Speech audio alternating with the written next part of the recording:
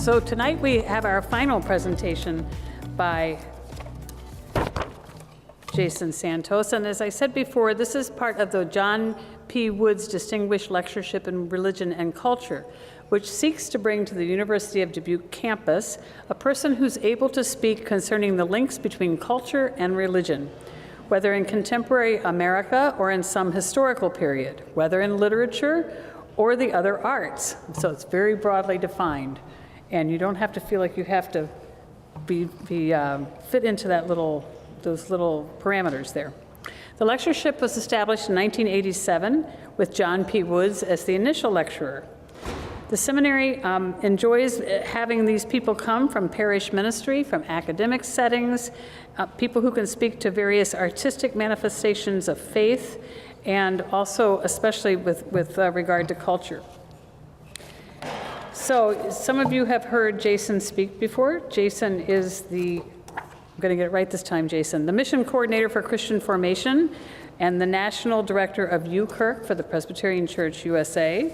And he's going to be speaking with us tonight about this very long title, Killing Church Softly, How Age and Stage Ministry Has Hurt the Church and Why Intergenerational Formation Might Be Our Only Hope. Please join me in welcoming Jason.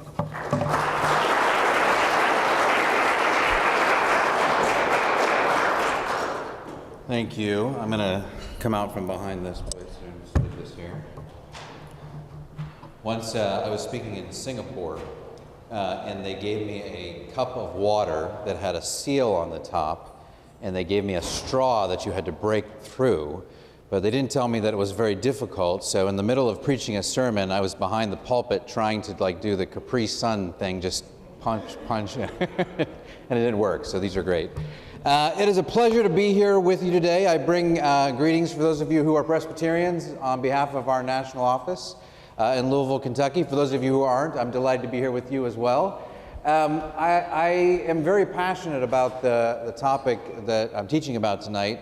It has gone through many iterations. Originally, it was just about intergenerational formation, and then it turned into something that I called the death of youth ministry.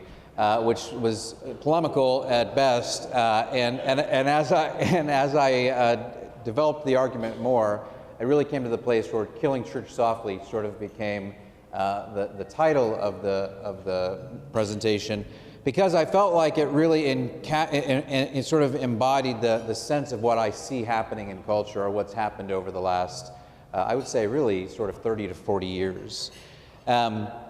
I have spent a lifetime, my adult lifetime, doing youth ministry. I felt a call to ministry at the age of 14 and sort of oriented my life towards that. I took my first full-time call as a 19-year-old in a church, in an Assemblies of God church in Centerville, Ohio, and it was leading a youth group there. And I just sort of been on this path where I've been working in youth ministry and studying youth ministry, and really it came to a place where it culminated during I did a season in Princeton, New Jersey, at Princeton Theological Seminary, and I was entered into the Ph.D. program there, and I was named a Timothy Scholar for the research of youth and young adult spirituality.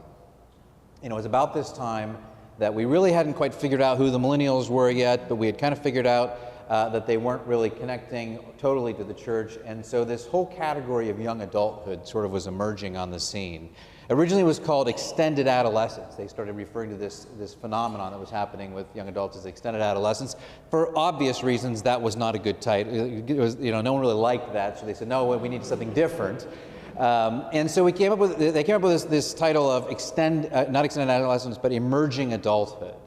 And there were a number of scholars that were writing about this: Jeffrey Arnett, Robert Wuthnow, Kenneth Creasy Dean, Christian Smith, and they were writing about these categories of young adults that really are sort of coming to a place where they don't know where they belong in the church, and they were trying to figure out their spirituality.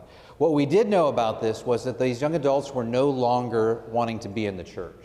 The Gen X crowd had already sort of jettisoned their notion of institutional religion.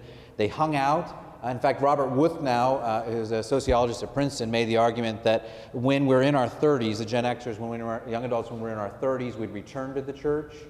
He was looking at it from a sociological perspective of, hey, there's a lot of things that have changed in culture over the last 20 years, many of which have led to this place where young adults have extended those traditional adulthood markers. So in the 1970s and earlier, really, you had these sort of traditional markers that identified you as an adult. When you were 18, you were draftable, you could vote, you could be, often when people were getting married, they were having children, maybe they were finishing their education, they were buying homes. And these were all these traditional markers of adulthood. And what Wuthnow observed was that over a period of a few decades, the time in which it took those markers to be accomplished was extending. And they were extending to later in life, usually around late 20s and early 30s. And there were a lot of sociological trends that went in that. There was a change in how we viewed education. There were more women in education that came through the 80s and 90s. The boomer generation embraced education as a whole as women began to have more rights in our culture and more of a prominent place. They began studying more, and so there were more people in education, and so as a consequence, women were pursuing careers, and they were prolonging having children. Well, you couple that with the broadening of sexual norms, and that broadened it to the point where no longer did you have to get married when you were 22 to be engaged in a sexual relationship. People were having sexual relationships from very early on until their late 20s. And so dating and sexuality and education and all these things combined brought us to a place where people were just sort of waiting till they were in their late 20s, early 30s. And about the time they started having kids, Wuthnow posits, that was when we returned to the church. And the primary reason that he said that we will return to the church is that those with young children were seeking out a place to have their children be morally formed. Because they came to a place where they're saying, I don't know how to morally form my children in a society that doesn't have a cohesive ethic. So we took this idea that somehow if we just waited out some time in the early 30s, they're going to come back to church and it will be okay. There's just this longer moratorium period. But with the millennial generation, we realized that actually is not true. It was probably true for the Xer generation, but for the millennial generation, there was this place of saying, you know what, this just doesn't resonate with me, and I'm going to need a little bit more time to figure this out. And then by the time really as the millennial generation took hold, there was just sort of an abandonment. And we get these categories of spiritual but not religious, or this category of the nuns surfaced. And what we realized is that we were in this time and culture where we no longer had young people in the church. And when our young people, in particular in the mainline churches, graduated from high school, or maybe even, if we're lucky, graduated from college, they never returned. And when they did return, if they were going, a lot of them would go to young adult churches or to non-denominational churches, or to churches where they could sort of blend into the background, participate, and then step out. Well, this phenomenon, coupled with the fact that we were in an era sort of in the early 2000s where there was a proliferation of youth ministry books that were coming out. Youth ministry sort of established itself in the 70s and 80s as a field of study, and it grew to the place where a lot of our schools, or liberal arts schools, have degrees and majors that you can participate in that are around youth ministry. And we realized that there was this point where you could pretty much take any sort of adjective and throw it in front of youth ministry, and you could write a new book about it. Prophetic youth ministry, contemplative youth ministry, sustainable youth ministry, on and on and on. And as I was beginning my doctoral education, and I was looking at this notion of youth ministry and how do we fix this situation? Young adults who were coming out of our youth groups were going out into the world and they weren't returning to the church. And youth group became sort of that one of those final frontiers, one of those last places that we had to grab a hold of them and try to say, what can we do to fix this? So I began to really sort of wrestle with this problem. How do we stop putting a Band-Aid over this issue that we're having in youth ministry of not sustaining and retaining our youth? And how do we get to a place where they're actually sticking around for a little longer? And as I began to think about it, I really began to realize that, well, you know what? And youth ministry is kind of picking up the pace where children's ministry left off. And on the other side of youth ministry, college ministry is picking up where youth ministry left off. And I came to a place where I started to realize that, things are kind of broken children's ministry too. And things are broken youth ministry, and things are sometimes broken, and they're broken college ministry. And then you get to the place where you're kind of like, well, you know what? It's actually not youth, children, or college ministry. It's just the church. We're kind of in a place where the church is broke. And so when you couple this fact that we're in a place where the church is really not functioning in the way we all imagine it to, and you couple that with the fact that we're in this massive time of shift and change in culture from modernity to post-modernity, through, I mentioned in chapel this morning, through Phyllis Tickle mentions those 4 epochs of the church, from the early church shifting around Gregory the Great, around the 600s, to the Great Schism, to the Protestant Reformation, and now we're kind of in this stage of our lives in this church and in this culture where we're saying, hey, you know what? Things are changing yet again. Phyllis Tickle calls it a rummage sale of the church, where we're trying to pick and choose what is valuable and what we want to get rid of, and what's worth saving, what's not worth saving. So in all of this, as I began to think about the fact of how does this happen? How does it, there are so many different generations in the church, and we can't figure out how to retain our own young people. And so I was a student in the late 90s, or late 80s, early 90s, in college. Late 80s, early 90s, and I was introduced to something called generational theory. Now, we talk a lot about generations in society and culture. You see a lot of stuff about millennials, and we talk about millennials or boomers or Xers or iGens, and we sort of throw these terms around. But generational theory is actually a school of thought that was developed by 2 sociologists named William Strauss and Neil Howe. And what they basically did was they made the argument that every 20-some years, we have a new generational cycle. And every 4 of those cycles equals a lifespan. And in that 4-year cycle of a lifespan, there are prototypes that happen in each of them. So there's a cycle of roles that each of these generations embrace and encounter in one another. And we're going to go into that because it's very interesting, but it's not totally germane to what we're doing tonight. But they trace this back to really the 1400s. So every 20 years, there was this sort of shift in how different generations were reacting to one another. And really what I'd like to do is, in order to understand what's happened and why our young adults aren't in the church today, I'd like to sort of characterize what those generations look like from a sociological perspective. And then I'd like to go back and look at them again through how they related to the church and spirituality. So let's start over here. And in order to do it, I like to chunk them into decades. There's a lot of debate about where generations begin and end. And I always say that it's easier just to say in decades. So really from the 1920s to the 1940s is the silent generation. From the 40s to the 60s is the boomer generation. From the 60s to the 80s is the Xer generation. From the 80s to about 2000 is the millennial generation, and then this generation after is the I generation, for lack of better terms. That's kind of the going name that we've given them. So let's start back. So what happens in a generational cycle is they say that what happens around the time someone is coming of age, so roughly between the ages of 15, maybe and 25, the events that happen in culture around those times are really what sort of define and codify a generation. So when you think about those born in the silent generation, 1920s to 1940s, and we ask what was happening when they were coming of age, and what was being characterized in the culture as a whole, we have things like the Great Depression. We have things like World War II. And we have unrest from one war entering into another, and that was a dark time. And so you have this sense of sort of, what are we going to do with life? We don't know what exists on the other side of this. And so really when you think about the sort of the 1920s, and you get about the 1935s, when the first silent generation citizen was sort of entering into that early adulthood, or around the age of 15, 16, they were kind of in the midst of the war that we didn't know if it was going to end.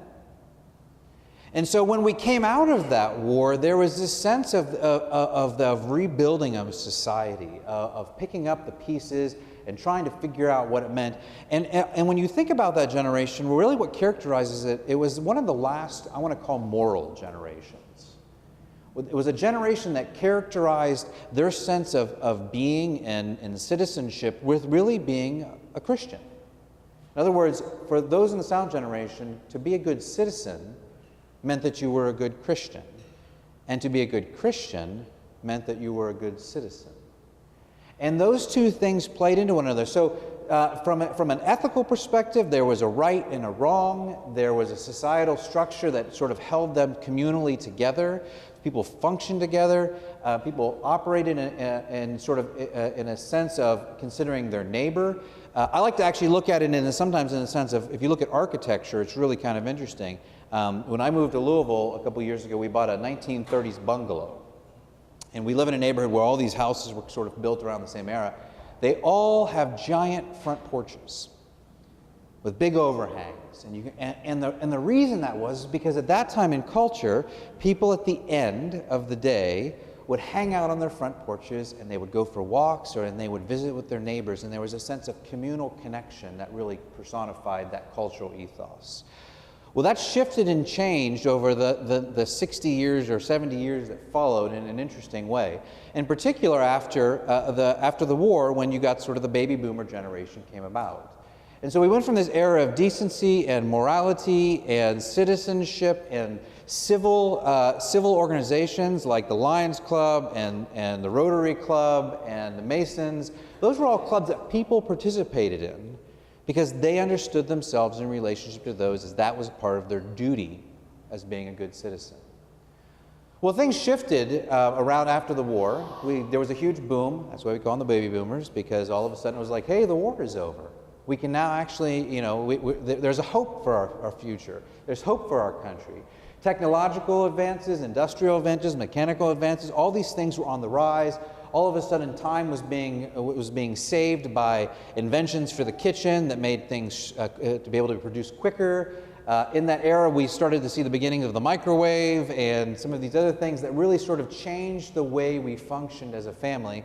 And in the midst of that, you had, in the midst of boomers coming into that coming of age time, there was a series of movements that were given birth in our culture. So civil rights, the sexual revolution, women's liberation, to name just sort of the three most prominent ones, that really sort of changed the way we viewed how people functioned in society. It changed and challenged the norms. And really what is even more interesting, that what gives rise to those things was really the beginning of a psychological boom. So really from the sort of the 1940s up really until the present, there was this emphasis not necessarily on sociology and anthropology and studying communities of practice, but really sort of engaging that idea of personhood. What do you have to do to be fulfilled as an individual? And so this gave rise to the sense of, well, everyone should be considered, and everyone should be considered in their own actuality, in their own existence, in their own sense of being. And this gave rise to a lot of sense of internal looking at the individual. So this was like the major sort of break in terms of the shift between that communal ethos that really shifted towards what I would call a therapeutic ethos, where people were concerned about their own sense of well-being. We didn't really have counseling. We had psychiatry before this for really bad cases. We didn't have counselors or spiritual directors or these categories of people who were really just kind of there to listen sometimes. Because you were either you kept it to yourself and kept it in the house, or you talked to your friends about it. But now is the place where you started talking to strangers and you started to psychoanalyze yourself and your neighbor. This gives rise to talk show hosts like Oprah and Dr. Phil, who were those boomers who embraced that notion of psychology and all of the insight that it gave us. It also was a time that really brought about this age and stage understanding of humanity. We started to realize that there are multiple learning styles. There are different developmental ages that we learn differently and we process information differently. And prior to this, we maybe kind of intuitively knew that, but we now had some concrete data that said we think differently in different ages, and we should be curtailing our education towards those different ages to make sure that they're all learning to the best of their ability. Well, with women's education on the rise and sexual norms being challenged, we start to see the beginning with what Wuthnow said really about this era. There also came dual career homes. And those dual career homes and the pursuit of careers in the way they were also set the stage for the next generation, the Xers, my generation.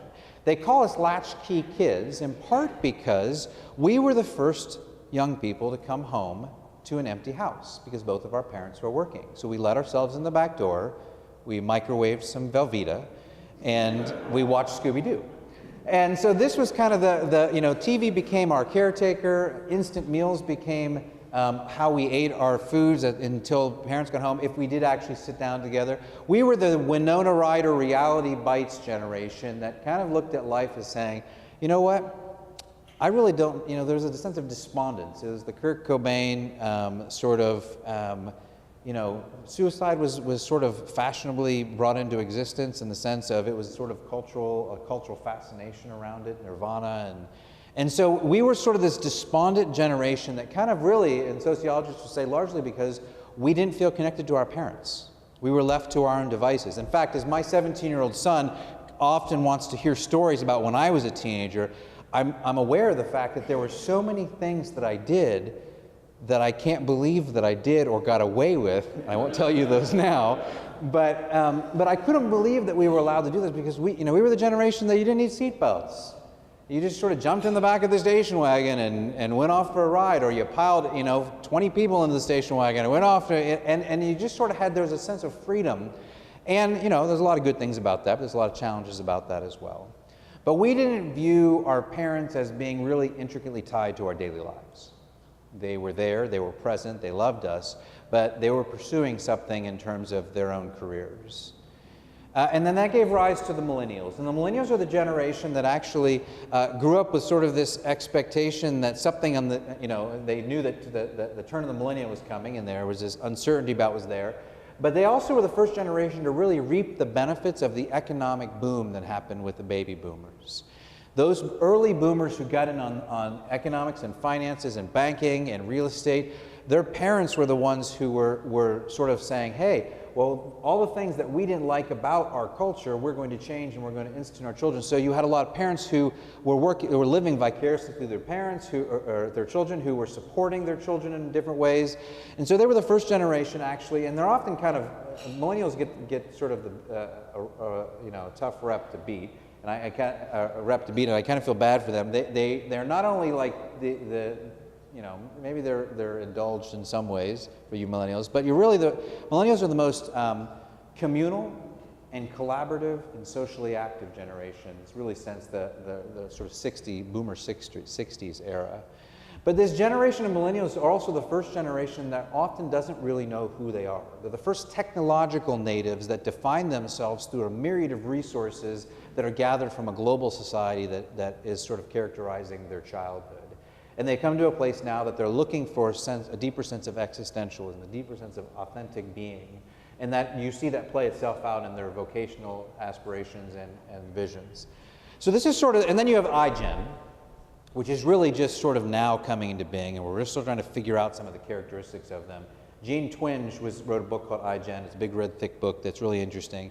Although I think that I think Parkland kind of destroyed some of her thesis in that book. But at the same time, she asserts that this is the most scared generation, it's the most technologically sophisticated generation, but it's also the most scared, and it's the one that grew up with the most screen time. And she sort of warns us against the dangers of that screen time.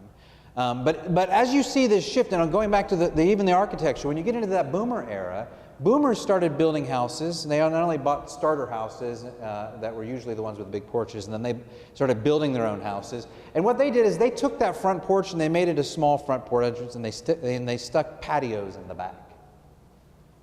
And then what happened was, as desegregation in some of our residential neighborhoods, a lot of fences started going up, and their privacy fences started being characterized.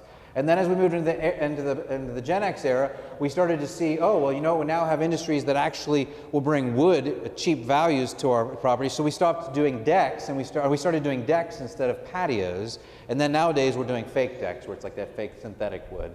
So we're still in that privatized, meet in the back, don't be communal with your neighbors in front. So the way our society has moved, not only in our cultural dispositions, but in things like architecture, in our social activities.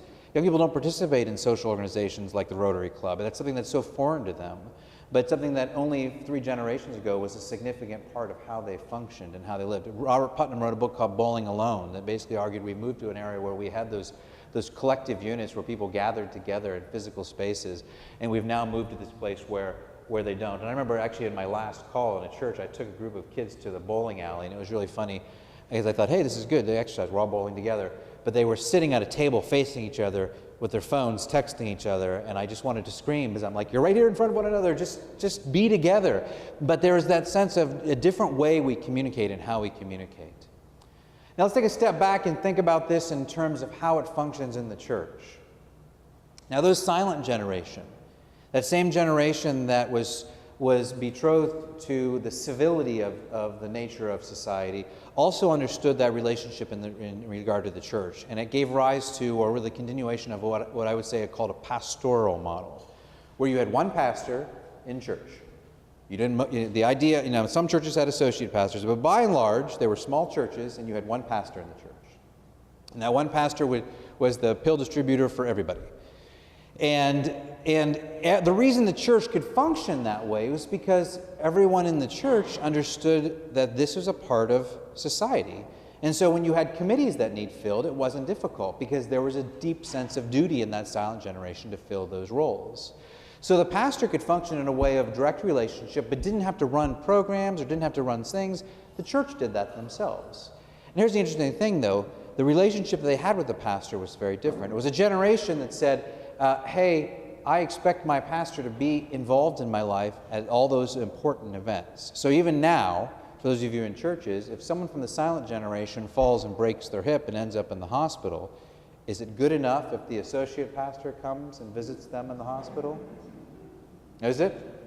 No, it's not. We know that because they still exist in that space where that pastoral model dominates their vision of the church. Now, when you think about that in relationship to how the boomer era came about, there started to be a shift and a change, and it happened really around the 1940s after World War II. Prior to 1940s, there was a religious education movement, and we started to sort of build robust Christian education programs. And in fact, there are still grants and funds in my denomination, the PCUSA, that are specifically for building of Christian education wings. Like that was like the thing. People left they left their estates to just build a Christian education wing because that's what we were doing. We were like, we got to educate this next generation.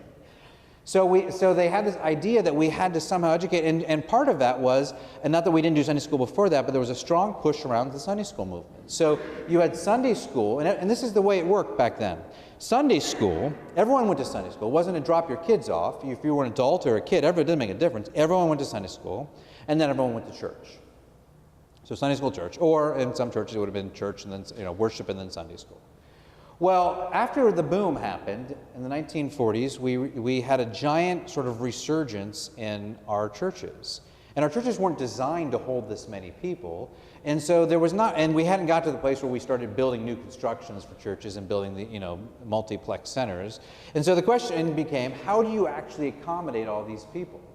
And what happened was we started to move to a two-service model, where we got children, or we did Sunday school, and then we did church, and then we did church and Sunday school. So half the congregation was in church, and half the, and then does that make sense?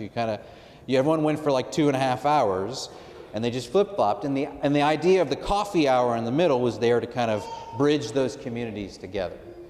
Well, in that therapeutic individualism during the boomer era, we kind of figured out, you know what? I don't actually have to go to 2.5 hours of church. I can actually go to 1 hour at church and send my kids to Sunday school to get age and stage appropriate teaching, and I'll go to church, the worship part, myself.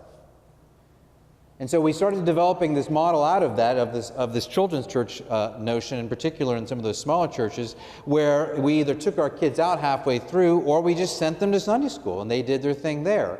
And it was sort of the first way we started to see what eventually has become known, or we called one-eared Mickey Mouse. How many of you ever heard one-eared Mickey Mouse? A couple of you. I like to call Van Gogh Mickey Mouse because I like to be highbrow. Van Gogh, is he chopped in here? Okay. So the Van Gogh Mickey Mouse says this. Basically, in this era where psychological research was saying we need to segment our kids because they learn differently. So they learn differently as children, as they do learn differently as junior hires and senior hires. And we started breaking these stages of faith out. We said, oh, they need to learn differently. And so the church responded and said, you know what? Well, let's get them in different ages and stage groups. And so we started to make sure Sunday school classes were age and stage appropriate, and they were teaching to those levels. And eventually we got to the place where we thought this was the best way to do it. And we started to realize that this was accommodating the most people possible. And what this led to is a shift away from that pastoral model of ministry towards a programmatic model of ministry. We started hiring associate pastors and Christian education directors and certified Christian educators to lead those programs. We saw these things as a boom in the church, and in some sense it was, and in some sense it was actually a good move because it actually became a drawing point. People wanted their kids to be connected to something related to church, and by having an age and stage appropriate setting for them, it allowed them actually to connect to their own peers and be in an environment of themselves. In fact, we use VBS still today based on this mentality that somehow drawing age and stage ministries will draw them into the church through that. So, I mean, do you all do VBS in your church? Everyone has VBS? You know, we put up the sign and we say, oh, we're going to get some kids into church, and then we're going to give them their VBS, prepackaged VBS, and then we're going to have them, you know, go through their 4 or 5 days of VBS, and then we'll stick all the kids up on the chancel on Sunday. You're following me? Everyone's shaking their heads. Yeah, you know. And they're going to sing the theme song to the VBS. And then our hope is that the parent in the front row will be like, oh, my daughter looks so cute. We should join this church and start giving money to it. And so we bought into this mentality that somehow, in sort of that field of dreams notion, if we build it, they will come. This idea that somehow if we just offer the right programs, that people will want to come to our church. Now the challenge of this is that this actually favored those churches that had a lot of money, and it didn't favor the churches that didn't have any. And for those of you who grew up in smaller churches, you know that feeling. Well, the church down the street has a big youth group. They have money. They have money to afford a youth director. They have money to afford a youth pastor. They have a big program. So sometimes we sent our kids down there. Sometimes we lamented it amongst ourselves. But at the end of the day, there was this shift towards programming and saying, this is what we ought to do. And then you get into the 80s, and you have these Gen Xers who are kind of grown up in this process of programming. We grew up having snacks all through Sunday school. You know, it's no wonder people say, oh, why do we have to bring coffee into the sanctuary? And why do you know? Well, because we grew up that way. We got apple juice and animal crackers in Sunday school. So why wouldn't I want food in my worship experience? In the same way, you can't blame someone in the silent generation for wanting sacred music, because when you think about their spiritual formation, it was everything about that spiritual formation. So it's kind of like what you're raised with is really kind of what you crave to some extent, because it harkens back to your time of spiritual formation and the imprinting that left. And so what you have in these Gen Xers, though, is a place where we were the first sort of generation to be marketed to, and we were part of those programs. And when we got into our 20s, we were kind of like, yeah, that didn't leave a good taste in my mouth. And actually, there was this sort of shift in the late 90s and the early 2000s of seeing Gen Xers not go back to their churches, and actually a lot of the non-denom churches and the seeker-sensitive churches, and even in some middle mainline churches, there was this sense of how they were functioning. They wanted more mystical spirituality. In fact, there was a huge movement back to the Roman Catholic Church in the late 90s that we were observing, because young adults wanted some sense of transcendence. They wanted something deeper. They wanted something that really sort of broke through and had a mystical element to it. So then we get out here and then we get to the millennials. Now the millennials are an interesting generation as you think about them in terms of, one more thing about the Xer generation, is we really didn't see God as being totally involved in our everyday lives. We had almost a deistic view of God, and this is what gave rise to our ability to be able to sort of abandon the church institution as a whole, because we saw that as the place that mediated God. And we believed kind of like God was this spiritual other, that we wanted this transcendence because God felt so far away, that there was a desire for this connection to this being that was far away. So then you get to the millennials. Now the millennials are interesting. They not only take the most selfies of any generation, They're also the most studied generation. And in fact, how many of you are familiar with Christian Smith's National Study of Youth and Religion? A small handful of you. Okay, so let me give you a snapshot. In early 2000s, the largest study of youth and young adult spirituality came about. Christian Smith and Melanie Dent wrote a book called Soul Searching, came out in 2005. They started with a pool of several thousand youth and ended up into a pool of about 500-600 youth that they're sort of tracking in the study that every 5 years they're going to look at them and see how their spirituality has changed. And so they're about to come out with the fourth book now, but there are 3 books out that sort of chart what they're doing. One's in high school, one's sort of in college, and one's as young adults, and then the next one will be sort of as an early adulthood. But it's tracking how they're spiritually understanding themselves. And here's the interesting thing about it, is that amongst those studies that came out of the National Study of Youth and Religion, there were all sorts of things like, being a religious person helps you connect, helps you do better in school, you're more well-balanced. There's all these sort of positive things that came out. One of the negative things that came out was that these young people in this millennial generation were the least, they weren't articulate about their faith. They lacked a faith vocabulary. There was a disconnect. And so although religion had its place, it wasn't necessarily connected to the church. They didn't really know how to talk about church. They weren't inarticulate. They were very articulate about other things. They just weren't inarticulate about faith and about church and about theology and about the things that pertain to that. They also realized that they sort of said, we're not really doing the best a job passing down faith. And they made the argument, well, let's look at across the swath of denominations. And so they kind of did this spectrum of, so down here, the worst at passing down faith were the Roman Catholics. Surprise. This was a huge surprise for the researchers. Actually, they went on to write a separate book about it because it was so interesting to them. And then right next to them were the mainline Protestants. So we weren't the worst, but we were pretty bad, doing a lousy job. Then you have sort of more, maybe I want to say more small e evangelical mainline, so American Baptist, so still liturgical, still coming out of the Protestant Reformation sort of directly, but less high church and more, and a little bit more evangelical, small e evangelical in nature.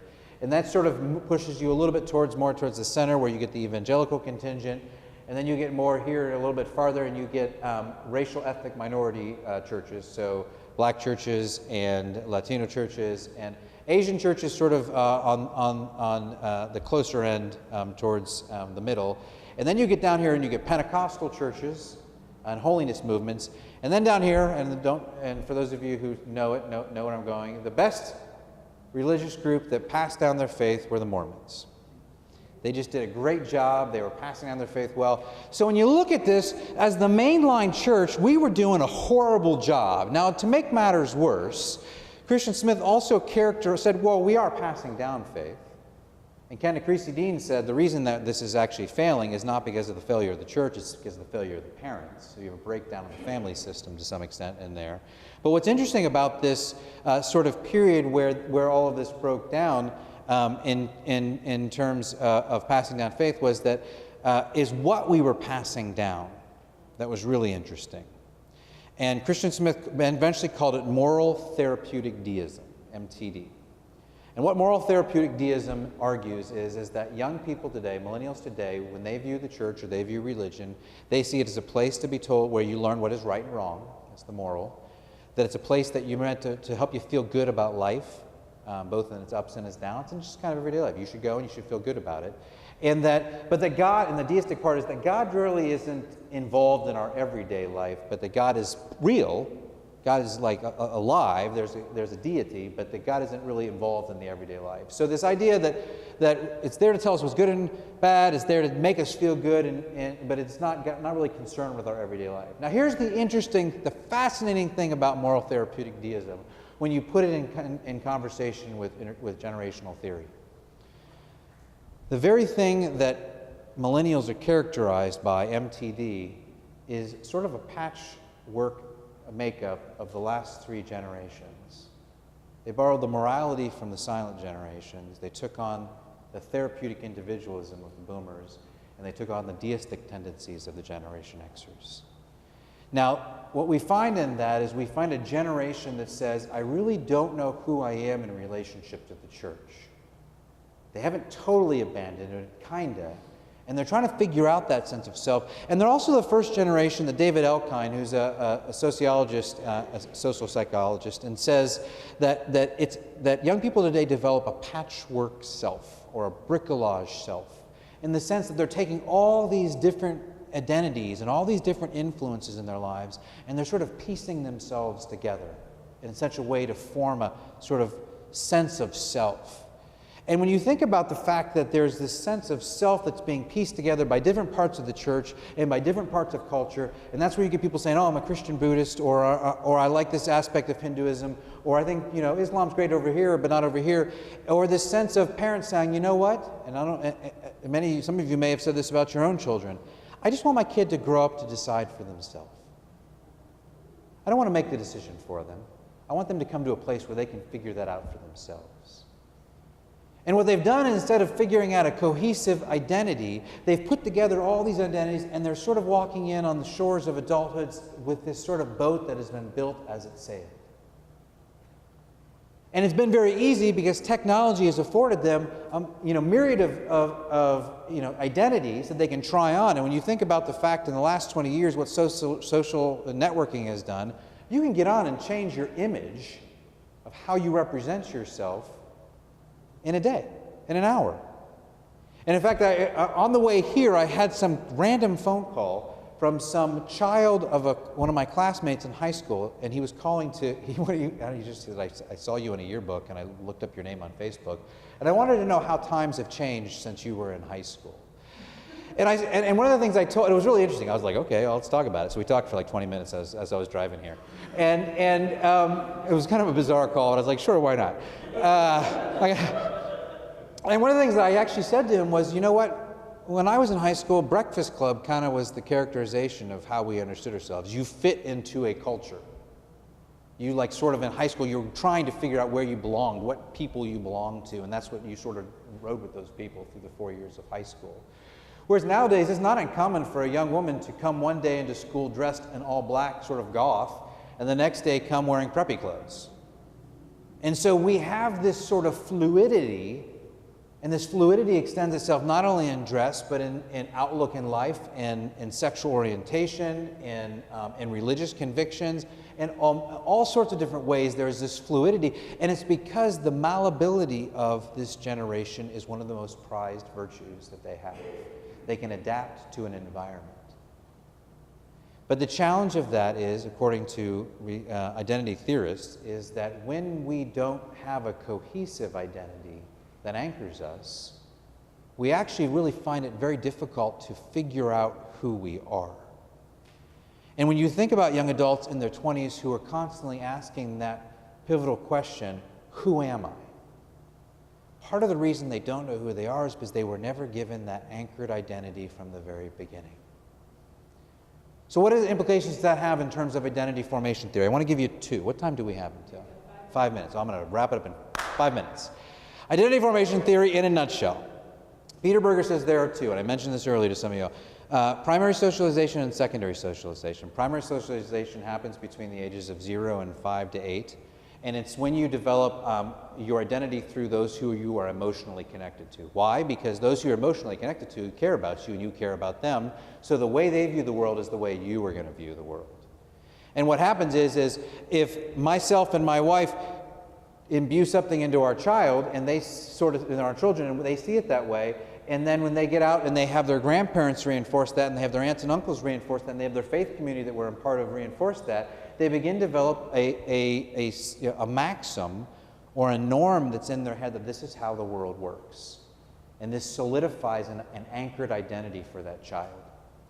And then what happens is once they're 8 and they start to move into the place where they're being exposed to other worldviews, and this happens a lot sooner because we give our kids smartphones and we're like, here, have it, look around it, and they sort of expose in the TV, and they get exposed to so many new things that they're really not prepared or able to really truly comprehend. And it's almost this flooding effect. But what happens is really from there, and it sort of culminates in the college experience where all of a sudden you're just inundated with all sorts of different ideologies, and you're trying to figure out how you understand those things. And according to Peter Berger, secondary socialization only succeeds when there's an anchored identity that allows them to adjudicate what those other worldviews are in relationship to who they are. This is why in our chaplaincies and our college ministries, our Christian students are the worst conversation partners, because the Buddhist knows who they are. The Hindu knows who they are. The Jew knows who they are. The Muslim knows who they are. The Christian does not really know who they are. Why? Because largely their spiritual formation has been happening on the outskirts of an intergenerational body of community of faith. And when that formation consistently happens out here, from nursery to children's ministry to junior high to senior high to college ministry, and it's always been out here, and it's always been oriented around having fun in the church. And I don't think there's anything wrong with having a snack, but snacks in the church. And this idea that somehow that this whole vision of who the church is really there to accomplish something that they like, that they feel good about, and this moral therapeutism is sort of given to them. So to the extent that when they finally are out on their own in a multi-generational world, and we say, why don't they want to be a part of our church anymore? Well, we've got to say, well, you know what? It was actually never part of who they were to begin with. They were never part of our body. They never learned the practices and the rituals that define them as a people, which brings me to my second identity formation theory, one that talks about how it's called situated learning theory. It comes out of a school of situated cognition. And what it argues is this, that imagine with me a circle, a series of concentric circles, so circle, circle, circle, circle. Situated learning theory says that an outsider becomes an insider or gains a sense of belonging and membership by by increasingly participating in the practices of a community. And so by participating in the various practices that exist in a community, a young person or a child or an adult begins to feel like they belong because they are actively involved in the central practices of that community. And in that, they gain a sense of membership and belonging. Not because they read a brochure, not because they went through confirmation, not because that they went on a trip and learned about the church or what it was, but because they actually were there on a Sunday morning and they learned to sing the hymns, and they learned that these were professions. Because they were allowed to go to the table and participate in the Eucharist. Because they were allowed to carry an offering plate, or help set up some of the liturgical elements, or take down some of them. But they participated in the life of the church. And Paul Connerton writes about this in a book called How Society Remembers, and he argues that when we actually participate in embodied acts of ritualized practice, that a communal memory is formed that sustains us throughout a lifetime. In other words, how do we pass down who we are to the next generation? We do so by inviting them into specific practices that characterize who we are as a people. But the problem is if the practices that characterize us as a people are all in the main body of the church, and we have our kids out here doing fun and games, then we can't expect that they'll ever have a sense of belonging to what was here.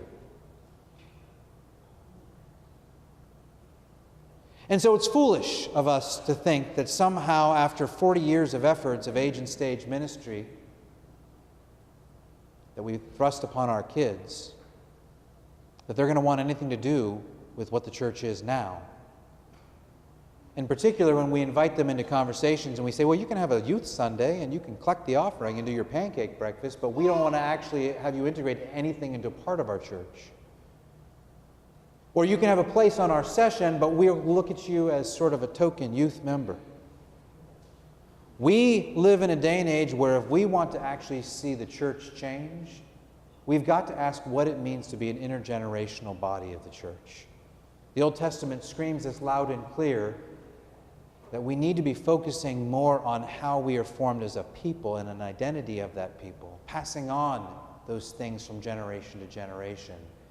So that when that child, when that teenager, when that young adult sits in a body of intergenerational believers and says, this is what they're doing, and they're doing, and they're doing, and they're doing, and no matter what I do, I know that there are people of all ages and stages around me. That no matter how hard faith is during my teenage years, that I can look and see people with gray hair who have journeyed this path before me and know that there are times where we feel so close to God and there are times where we feel like God has abandoned us.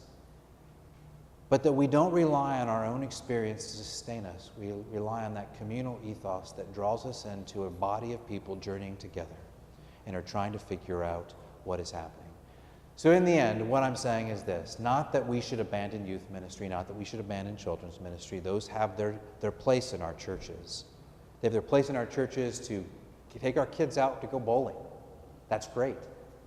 That cannot, but youth group and children's ministries cannot be the primary way we form them in the faith. We are failing our children and we are failing the next generation if we continue in these practices. So the questions we need to be asking are, how do we actually integrate young people and children into the life of our church every single week? And I believe there's great hope in that intergenerational formation. Thank you.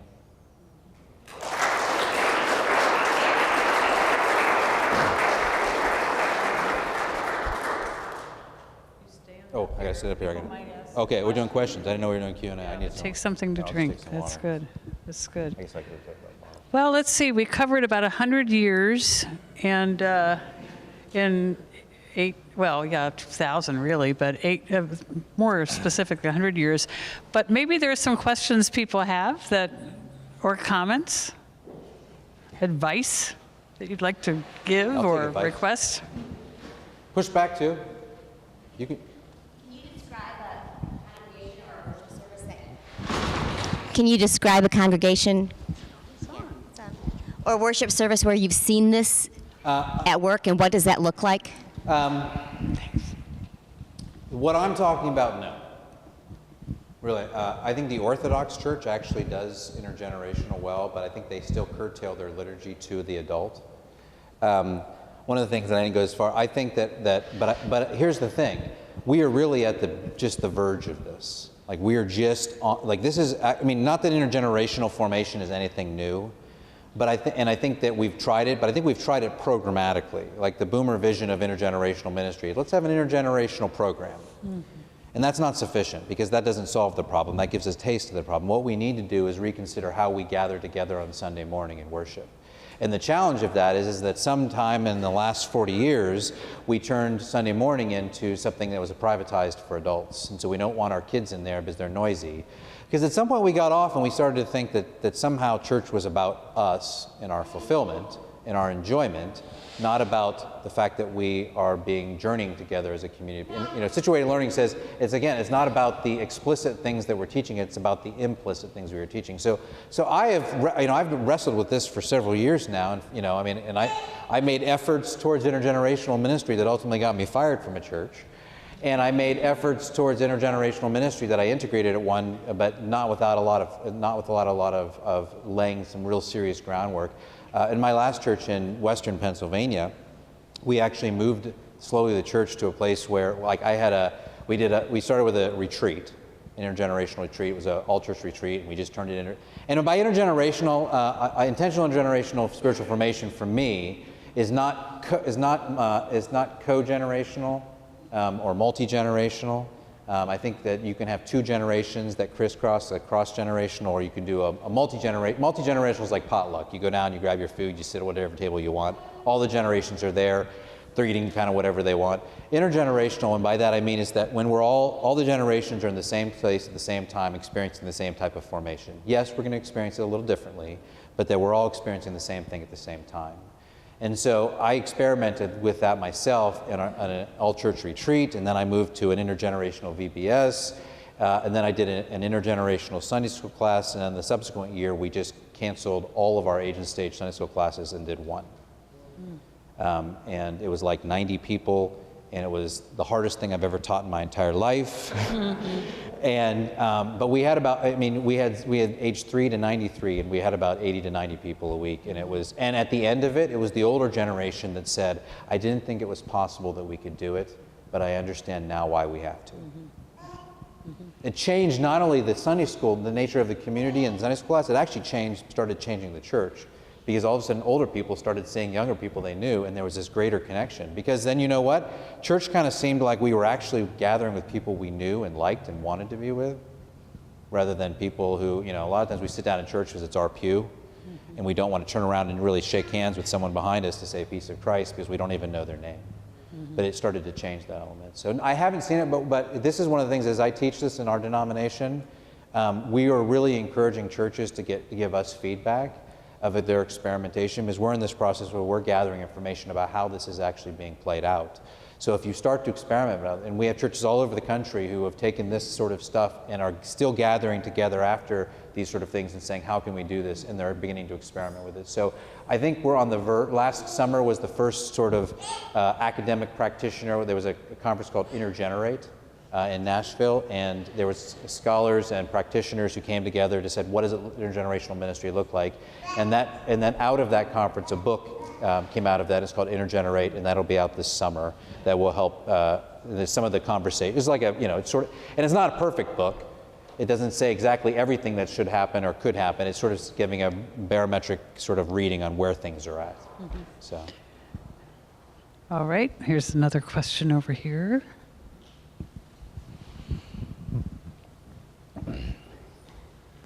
You're mentioning the book raised the question for me. Have you had this conversation with folks in publishing at all? Because whenever I've sent anything into a publisher and said, this is for an intergenerational audience, that's the quickest way to the round file. It just seems to me as though define your audience, define it narrowly, is just built in to the whole way in which we do religious publishing.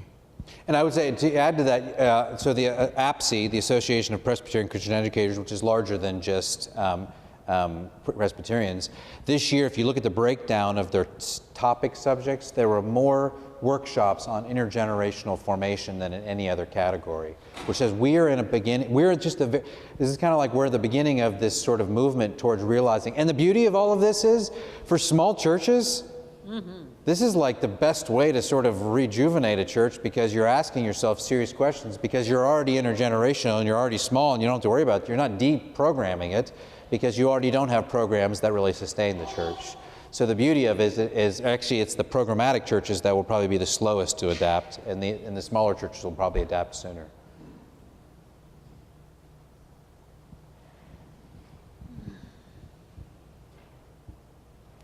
Oh, should I do a dance while we're waiting? Thank you so much, Jason. I want to ask this question as a parent to a parent. I have kids that are now 4 and 8, and as wonderful as our church is, it's boring for my 8-year-old. And I appreciated you saying earlier on that it's not just a matter of integrating our young people into our church as is, but I often think, what would it be like if what was happening up there was designed with the idea that there might be some people under 10 experiencing it? So to a parent, how have you wrestled with some of these ideas in your own engagement with your kids in church communities? Dramatically, actually. I'm trying to, in my last church when I was in full-time ministry, it was easier to so much integrate that to some extent, because but even then I was an associate pastor and the senior pastor was there, and he didn't really want they still wanted, there was a system in Western Pennsylvania, they still wanted their kids to go out. So we kind of, we approached godly play or worship with young children is one of my, in other words, if you're gonna take your kids out, that's a great way to do it. We chose to do it just during the sermon, and we actually followed the Jesus Storybook as sort of as an introductory year, where we just took them out for the sermon. So they were involved in all parts of it, and we sort of curtailed the parts of the liturgy to make sure that kids were being able to be involved. Because really there's nothing about the sermon really becomes the biggest problematic piece. So my little tirade, I'll give you my 1-minute tirade on this. I think that the preaching moment is killing us. I think that it's hurting the church. One, because we no longer live in a day where someone wants a sage telling you what this passage says and then go how to live in your life. None of us actually listen to we want to be entertained for 20 minutes or have an engaging sermon for 20 minutes. But how many of us actually take that exegesis and that application and apply it to our lives in the week to come back? Some of you may, but the vast majority of us probably don't. And that actually is the one thing that often is the separating fact that we take our kids out because we feel like they can't connect to the sermon. So if we have a sermon that is largely ineffective in terms of forming people in the faith, but yet our seminary education is all geared towards that 20 minutes, really what it is when you want to boil it down. theology and history and biblical studies and all those things. Practical ministry are about having that Sunday morning service be great and having that sermon be ideal, and we hire people based on that. And in that single 20-minute moment is one of the biggest divisive moments of the service, because it's the very thing that causes us to say our kids shouldn't be in that, because we don't want our kids being noisy so the adults can't listen. It's above their heads, so we need to give them something that is more at their level. And so if that's the problem, we come to a place where we're saying this sermon is really the piece that actually becomes the part that the children can't participate in. Maybe we need to ask if that's necessary. The Taizé community, 100,000 young people go to that community every year, call it their spiritual home after being there for 3 or 4 days, after being in a church for 20 years, and they go to this community in France, and for 4 days they call it their spiritual home. There's not a sermon ever preached in Taizé. There's no exegesis of Scripture. There's proclamation of a word. There's reading of the word. The word is sung through Scripture. So the word is present, fully present there, but it's not about the assimilation of knowledge through the sage on the stage. It's about participation in a community of practices that define who that person is or define who we are as a people. So really, I think what we have to do is we have to consider theological education. We have to consider what we want in our pastors. I'm not saying we don't need to teach pastors. I mean, I love teaching. I mean, this is what I'm doing. This is what I do in my life. I teach things. But, why does it have to be a 20-minute short sermon? Maybe we can separate them out. Maybe we should take 40 minutes and actually unpack a passage of Scripture and have people engage in that process. I think all what I'm saying is that we've sort of locked ourselves into this model of church that says the sermon is the pinnacle of the week. And almost in an idolatrous sort of way. And maybe we need to pause and ask ourselves what we actually do on Sunday morning and how effective it is at forming a community in the faith. And you know what? If it's not working, we shouldn't just throw it out, but we sure as well better stop and reconsider how we communicate the gospel and how different ages and stages understand that and how that all contributes to a cohesive and collective identity of who we are in Christ. Yeah. I've been real interested in intergenerational worship. A little louder. I don't want to be heard. I've been very interested in intergenerational worship, and for that reason, I've used a particular curriculum, Seasons of the Spirit, which is designed to try and at least have the church be engaged in the same passage, the same conversation, not all the time all together, but that at least there'd be some connection between the generations. And they've also started now in the last 3-4 years to have like a different parts of, and I haven't used it, but they're like little workshops that they have as part of their curriculum that you can use. I don't know do you have any ways that you would recommend a congregation what they could do in worship to supplant that to do like breakout sessions, or it seems like that's what they're pointing to, the Seasons of the Spirit. Well, I get this question a lot, you can imagine probably, about, they said, if you could redesign a service, how would you do it? And I often said that my best formulation, and I may change it next year, but is, if I could do it, I would chop the service in half right before the sermon. And I would gather a community of people together, and I would go through the process of some of those liturgical elements, and I would imbue those liturgical elements with a sense of formative value. I think passing of the peace is one of the ones that we fail at miserably. When we're normally, it's like, turn to your neighbor and pass the peace. People are like, peace of Christ be with you, peace of Christ be with you, peace of Christ be with you. And they're going to like, how was yesterday? Did you see that game? That was great, all right. Which is very different when we actually conceptualize some of these liturgical elements as being formative aspects of our faith. Because when someone says, peace of Christ be with you, and you respond, and also with you, and pass the peace, and you go to someone and you look them in the eyes and you say, peace of Christ be with you.